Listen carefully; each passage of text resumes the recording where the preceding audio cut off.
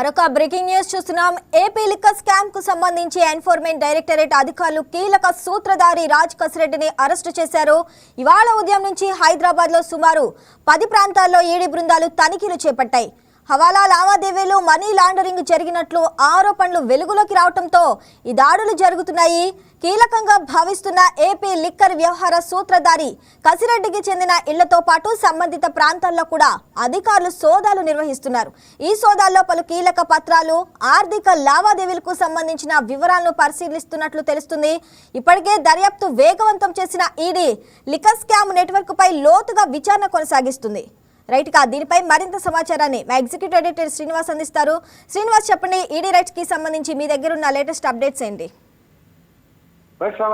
కొద్దిసేపటి క్రితమే ED liquor scam కేసుకు సంబంధించి ఈడీ ఉదయం నుంచి కూడా హైదరాబాద్ లో 10 చోట్ల దాడులు నిర్వహిస్తున్న సంగతి మనకు తెలిసిందే.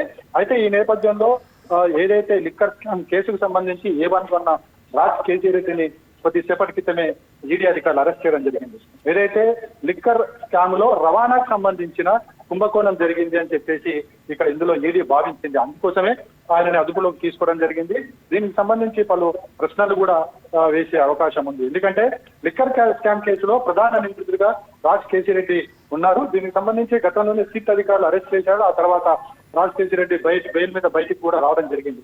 ఆ తర్వాత ఇందులో మనీ లాండరింగ్ జరిగింది అన్న అనుమానాల నేపథ్యంలోనే ఈడీ ఎంటర్ కావడం జరిగింది. ఈడీ ఎంటర్ అయిన తర్వాత ఈ కేసుకు సంబంధించి పలు పురోగతిని సాధించాయని చెప్పొచ్చు. అయితే ఇందులో ఏ మేరకు మనీ లాండరింగ్ జరిగిందని ఇప్పటికి కూడా ఈడీ స్పష్టంగా తేల్చలేదు. ఇప్పటివరకు కూడా కేవలం దాడులు మాత్రమే నిర్వహిస్తూ వస్తుంది.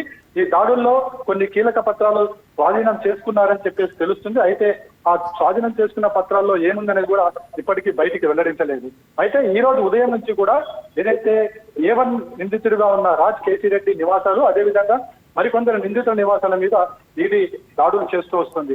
ఈ దాడుల నేపథ్యంలోనే వాళ్ళు కీలక డాక్యుమెంట్లు కూడా ఇక్కడ వారి చేతికి అందాయని చెప్పేసి కూడా సమాచారం ఉంది. అయితే దీన్ని కూడా ఇంకా ఈడీ ధృవీకరించాల్సి ఉంది.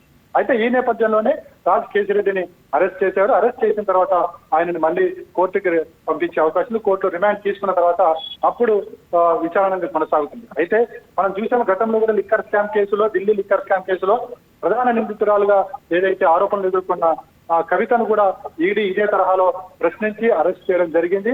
తర్వాత తిహార్ జైల్లో ఆమె 3 నెలల పాటు తిహార్ జైల్లో ఉన్న సంగతి తెలిసింది. ఆ తర్వాత ఈ కేసుకు సంబంధించి కోర్టులన్నీ కూడా వాళ్ళని బేషరతుగా విడుదల కూడా చేయడం జరిగింది. అయితే ప్రస్తుతం ఈ ఆంధ్రప్రదేశ్ లో జరిగిన లిక్కర్ స్కామ్ కేసుకు సంబంధించి ఏవైతే ఈడీ కావచ్చు, సిట్ అధికారులు కావచ్చు, గతంలో ఏదైతే ఆరోపణలు చేశారో ఈ లిక్కర్ స్కామ్ వల్ల 3,500 కోట్ల రూపాయల చేతులు మారాయి, ఇవన్నీ కూడా నేరుగా బయటికి వెళ్లి విదేశాలకు వెళ్లి ఆ తర్వాత మళ్ళీ ఈ నాయకుల ఇళ్ల జేబుల్లోకి చేరాయని చెప్పేసి సిట్ ఆ రోజు ఆరోపించడం జరిగింది. దీనికి సంబంధించి ఆ రోజే రాజ్ కేసీరెడ్డిని అరెస్ట్ చేశాడు. ఆ తర్వాత మరికొంతమందిని మనకి ఆ రోజు ప్రస్తుత ఎంపీ, అదేవిధంగా ఆ రోజు ప్రభుత్వంలో కూడా కీలకంగా ఉన్న ఎంపీ మిథున్ రెడ్డిని కూడా ప్రశ్నించడం జరిగింది. ఆ రోజు వైసీపీ ప్రభుత్వ హయాంలో నంబర్ 2గా ఉన్న విజయసాయి రెడ్డిని కూడా విచారణకు పిలవడం జరిగింది. ఆ తర్వాత మొన్ననే మనం చూసాము, ఏదైతే జగన్మోహన్ రెడ్డికి వ్యక్తిగత పిఏగా వ్యవహరించిన కేఆర్ఆర్ ను కూడా విచారణకు పిలవడం జరిగింది.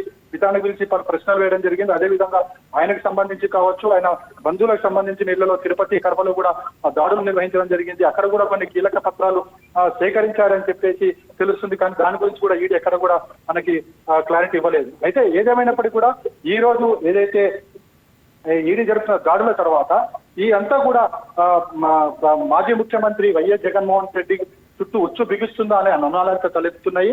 అయితే దీనికి సంబంధించి వైసీపీ కూడా ఒకటే చెప్తుంది, ఈ కేసులు కేవలం తయారు చేసినవి తప్ప ఈ కేసులకు సంబంధించి ఎటువంటి స్కామ్ జరగలేదని వైసీపీ పదే చెప్తుంది.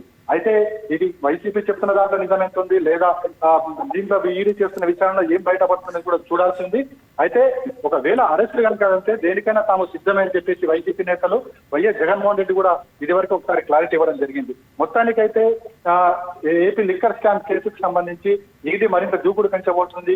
ఒకవేళ వైఎస్ జగన్మోహన్ రెడ్డి గారి చుట్టూ ఉచ్చు బిగిస్తే గనక ఖచ్చితమైన సాక్ష్యాలు సేకరించాల్సి ఉంటుంది. ఎందుకంటే ఒక ప్రతిపక్ష నాయకుడిని, మాజీ ముఖ్యమంత్రిని అరెస్ట్ చేయడం అంటే మామూలు విషయం కాదు. అరెస్ట్ నేపథ్యంలో అన్ని కీలక డాక్యుమెంట్లు కూడా, అన్ని సాక్ష్యాలు కూడా ప్రవేశపెట్టాల్సి ఉంటుంది.